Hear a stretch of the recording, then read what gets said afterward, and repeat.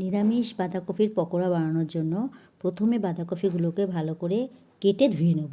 এবার তার মধ্যে পরিমাণ মতন চালের গুঁড়ো ও বেসন দেব, সামান্য লঙ্কা গুঁড়ো ও হলুদ গুঁড়ো দেব।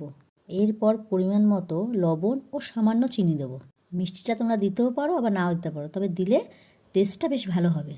সামান্য কাঁচা লঙ্কা কুচি দিয়ে দেবো। এরপর পরিমাণ মতন জল দিয়ে সব একসাথে মেখে ভেজে নেব। প্রথমে ভাজার সময় গ্যাসটাকে হাই ফ্লেমে দেবে, তারপর লো ফ্লেমে করে দেবে, কেননা লো ফ্লেমে দিয়ে ভাজলে পকোড়ার ভেতরে কাঁচা ভাবটা থাকে না এবং পকোড়াটা খেতে আরও বেশি ভালো ও মুচমুচে হয়।